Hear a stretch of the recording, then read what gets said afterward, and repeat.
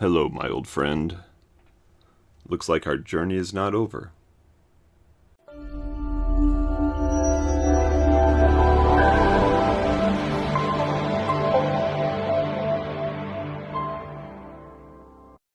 Hey everybody, it's Chris from FamilyGeekery, and if you're watching this video, then you probably have a Google Stadia story of your own, and my story is pretty simple.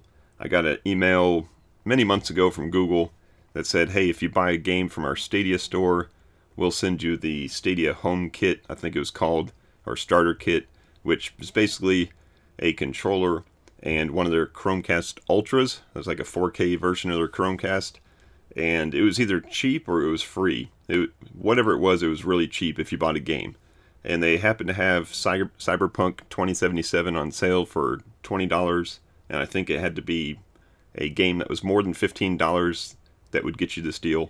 So I bought that, got the controller, got it home, got it set up, played Cyberpunk a little bit, kind of enjoyed the service a little bit, but I've got lots of services, so it kind of fell by the wayside. And then we all heard, of course, that Stadia was closing and that they were going to be issuing refunds. And yes, I did get the $20 back from the Cyberpunk game, so I got that refunded, and I was left with this controller and the Chromecast. Now the Chromecast is nice. I've got plenty of streaming boxes like that, but it's nice to have on the shelf. And the controller, I really enjoyed the controller, but it was kind of locked down to that Stadia service. But that's until now. So Google has just released a way to convert this to a Bluetooth controller. So before that it was working over Wi-Fi, I think, right to the Chromecast device. And now it's going to be a controller that you can use Bluetooth. Now you could always use just the wired USB-C just right into a computer, and that worked fine. But now with the Bluetooth change, you're going to be able to use this with any Bluetooth device that will allow Bluetooth low power. So it's not everything, but it's a lot better than it was. So that's what we're going to do today. We're going to follow the directions from Google to convert this into a Bluetooth controller, and then we're going to test it out.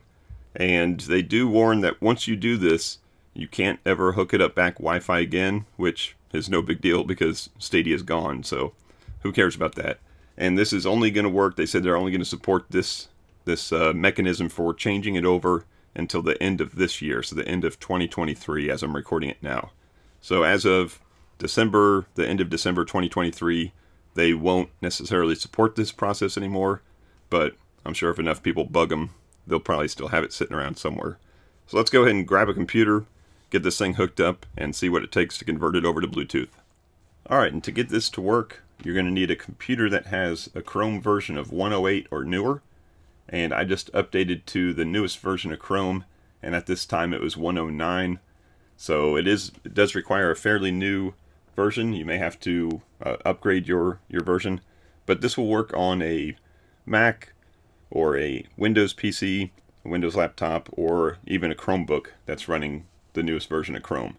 So once you got that, obviously you're going to need a USB-C cable, and I don't remember if this came with one. I'm sure it might have, but just grab a USB-C cable and your controller, a computer running Chrome, and then just head on over to their Play Wirelessly with Bluetooth page. So I just simply did a Google search for Google Stadia Bluetooth controller, and this is what popped up. So it says right here, switch to Bluetooth mode. Switching to Bluetooth mode, download the software update, system requirements, Chrome 108 or newer. So let's click that and see what happens. And it gives me the option of either checking the mode that it's in or switching to Bluetooth mode. So that's what we're going to do here, is we're going to switch this to Bluetooth mode. We don't need the Wi-Fi mode anymore. So you can list here a list of supported devices. It basically says a Windows PC, a Mac PC, or a Chromebook, and they don't guarantee it works on anything else, so you just have to check that once you get it switched over. So let's go ahead and start. Of course, we got to read the terms of service and agree to that. Yes, yes, yes. And let's plug this in. Alright, so let's grab a USB-C cable and plug it into my laptop. I'm just using my trusty MateBook X. I love this thing because it's still got a full USB-A size on that side. So let's plug this in. I did get a little rumble on the controller. So let's go ahead and hit continue. Allow Chrome to verify your controller. So it found a Stadia Controller revision A. And since it's been sitting on the shelf, it says your controller's battery life is 5%. It needs to be charged to 10% or more to continue. So let me go ahead and charge this thing up, and I'll be right back. Alright, let's go ahead and see if this controller is charged up. It says all I have to do is hit this restart step button. So let's hit that. Continue. Allow Chrome to verify again. Alright, then we'll select Stadia Controller again. Hit connect. And this time it looks like Chrome has verified the controller. So go to the next step to unlock. So step 1, unplug your controller to power it off. Step 2, hold the 3-dot button while plugging in your controller. And step 3, press the 3-dot button plus the assistant button plus A plus Y at the same time. Let's see how many hands that's going to take. Let's start off with step 1. Unplug the controller. I'm going to assume that it's turned off. So now I'm going to hold down that 3-dot button, plug in the controller. Status light should remain off. If it turns off, unplug and try again. So I don't see a status light on. So let's try pressing these buttons at the same time. There won't be any controller feedback. Go to the next step to confirm it unlocked.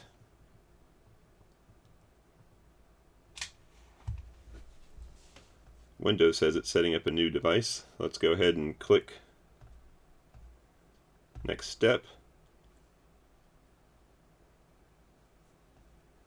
Select your controller and the device again.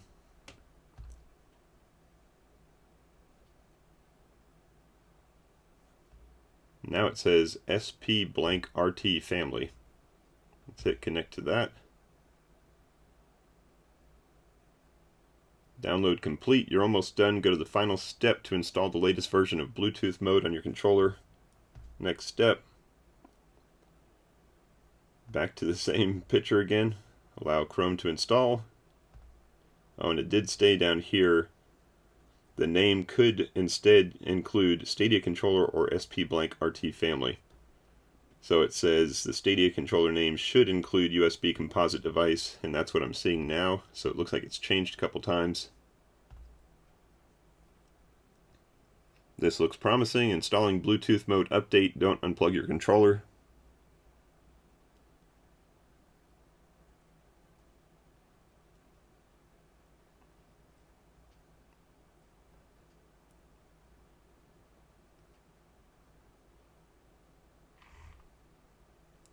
And we got a little vibrate on the controller. Latest Bluetooth mode update is installed. Game on. So it says the controller is in Bluetooth mode and compared to Bluetooth devices. Now unplug your controller. It says for the first time you turn on the controller, it should enter pairing mode. The status light should flash orange.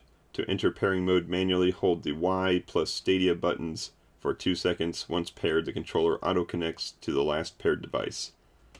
Okay, so I read this before getting to this point.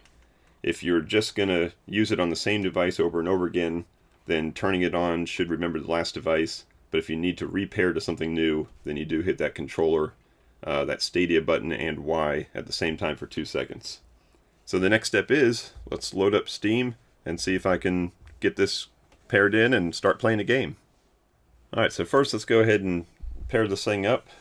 I've got the Bluetooth setting set here on the computer. I can hold down this Stadia and Y button for 2 seconds. I got a little vibrate there. I'm going to click on add a device. And I'm seeing Stadia.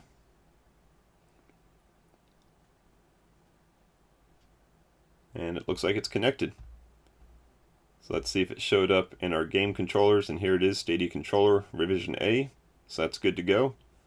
So let's go ahead and open up Steam, and let's launch Little Vampire Survivors. That's an easy one.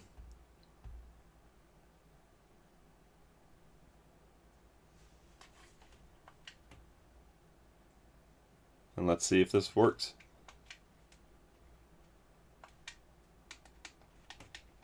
There we go. D-pad is working. Let's just load up one of these guys here. Just start them anywhere. And let's see if... Yep. And we got full control here. So now I got another Bluetooth controller to add to the list. The Stadia controller is now revived again. So that worked out well. This Stadia controller, it is a decent controller. It's USB charged. It is Bluetooth wireless. And it's got decent controls on it. I love the D-pad. The little analog sticks here are decent. And it's got a good feel in the hand. So it is great that whenever I need another controller to have a couple people on the couch playing games, then I've got some options. So thank you to Google for doing that for us. I know they had a lot of pressure to do that, since a lot of people bought these things and they were just going to end up throwing them away if they didn't do something with it. So that's great. It does work, again, over USB cable. So that's also good if you want that zero latency if you're playing a first-person shooter or something. But if you're playing on the couch, then having that Bluetooth is great. So that's going to wrap it up for this episode. I can now go ahead and take this guy and let him sit a little bit longer until I need him next. Thank you for watching this. I hope you got something out of it. If you enjoyed this video, give me that thumbs up. If you like this type of stuff, go ahead and subscribe. Let me know in the comments below what your experience with Stadia was. Do you have one of these controllers? Did you buy any games? Did you get your refund yet? Let me know how that went for you. So thanks as always for watching, and until next time, peace out and geek out.